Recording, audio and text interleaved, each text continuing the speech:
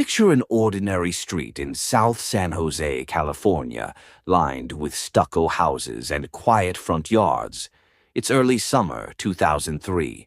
School has nearly let out for the year, and a 9-year-old girl is walking home the same way she walks home every day.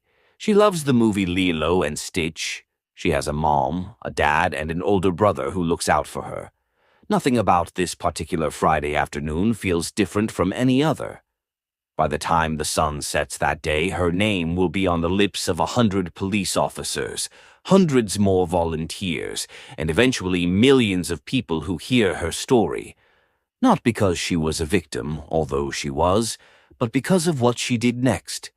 This is the story of Jeannette Tamayo, a 9-year-old girl who was kidnapped from her own home and who effectively solved her own case from inside her captor's house, using nothing but her memory, her composure, and her ability to make a monster trust her.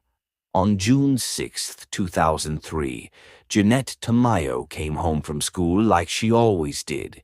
What she didn't know was that a man was already inside her house, waiting.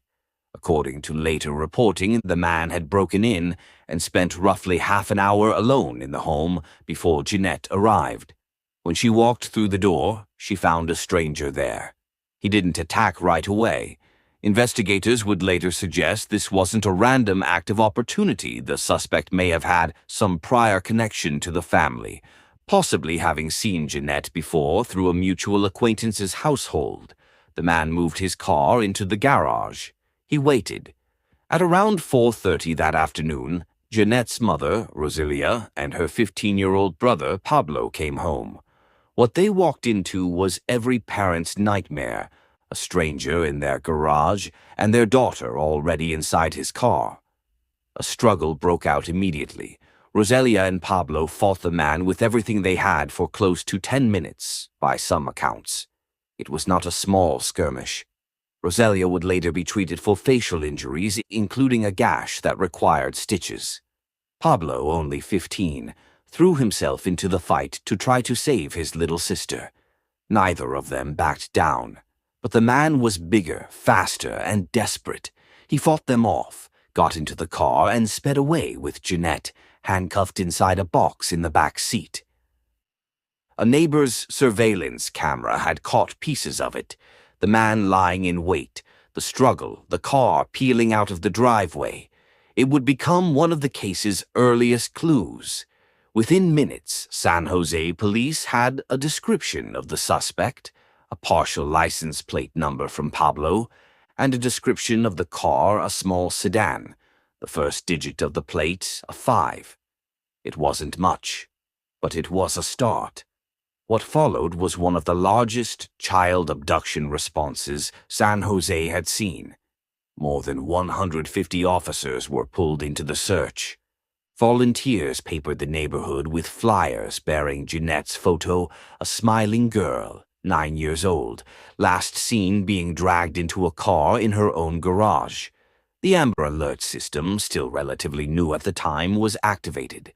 Local news stations ran the story on repeat. A community that had never heard the name Jeannette Tamayo before that Friday afternoon now couldn't stop saying it. Meanwhile, inside a house across town, in a bedroom on the 2nd floor, Jeannette was living through something no child should ever have to survive. She had been taken to a house and handcuffed in an upstairs room. Over the next several days, she was sexually assaulted and repeatedly threatened. It would be easy, telling this story, to move past this part quickly, but it matters because it's the backdrop against which everything else in this story happens. Jeannette wasn't solving a puzzle from a place of safety. She was doing it from inside captivity, while enduring abuse, not knowing if she would live to see her family again. And yet, somewhere in those first hours or days, something remarkable happened. Jeannette made a decision. She was 9 years old, and she decided that fighting back physically wasn't going to save her. So she chose a different kind of resistance. She decided to make her captor trust her. This is the part of the story that has made Jeannette Tamayo's case a subject of true crime documentaries, news specials, and even criminal psychology discussions in the years since. Because what she did wasn't panic, it was strategy.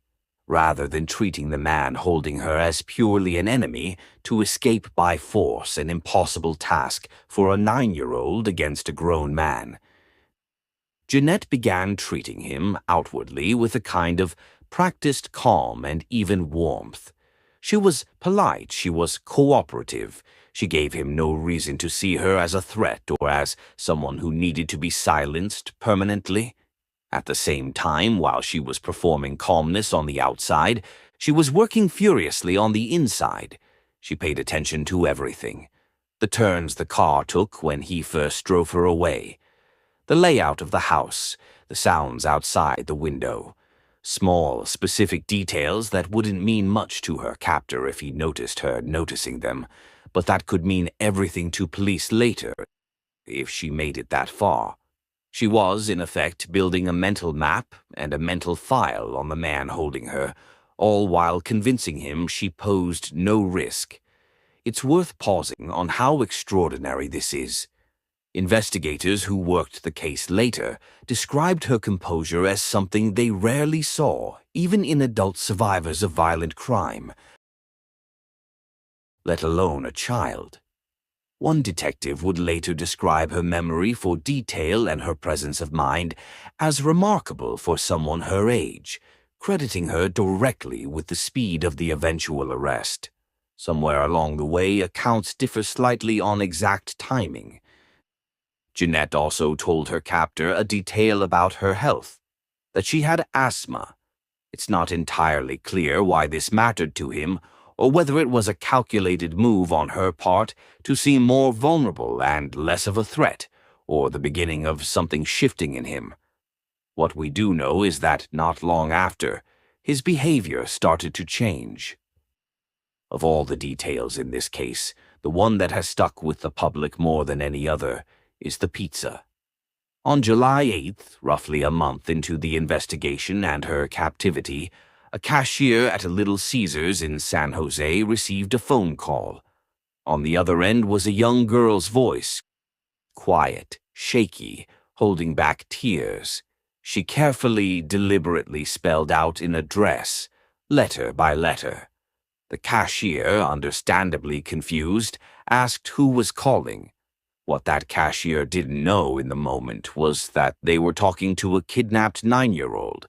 San Jose's Amber Alert campaign had been running for weeks, with delivery drivers among the many ordinary citizens carrying flyers featuring Jeannette's photo as they went about their routes.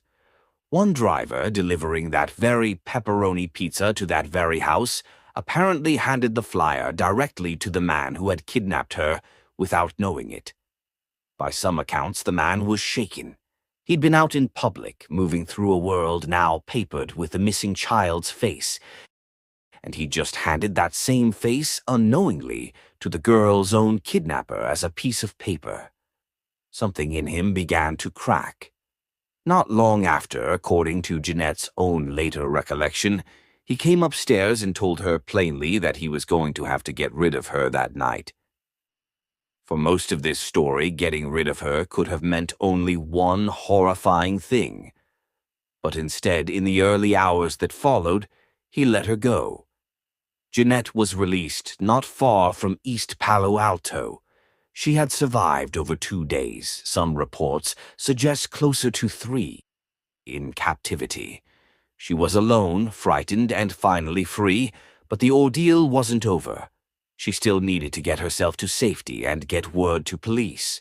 When officers eventually located her and confirmed she'd been found, the reaction inside the police department was immediate and visceral. Dispatchers who had been fielding calls related to the search reportedly stood and cheered when the news came through. Neighbors near the Tamayo home poured out of their houses when they heard. Police brought Jeannette in for medical treatment. She was reunited with her mother and brother. This is the detail that elevates Jeannette's story from survivor to something closer to co-investigator. Because once she was safe, she didn't simply hand over vague impressions to detectives and let them take it from there. She gave them a route. She recalled, turn by turn, the path her abductor had driven after forcing her into his car. She described the layout of the house where she'd been held, which rooms were where, how you'd get from one part of it to another. She remembered the pepper-a-line pizza delivery, and with it the phone number tied to the order. Investigators used that number and worked backward. One officer began contacting pizza places throughout the area to try to match the number to a specific address. Officers drove past and spotted a man matching the abductor's description. In the garage, they saw a small sedan, the kind of car the family had described, with a partial license plate that lined up with what Pablo had given police that first afternoon. They had their house. Now they needed to be sure, and they needed a plan. He was taken into custody. The man's name was David Montiel Cruz, 26 years old at the time of his arrest. Police would later discover he had used a string of aliases, including at least one false name he offered when booked into jail, which complicated efforts to piece together his prior criminal history in the days immediately following his capture.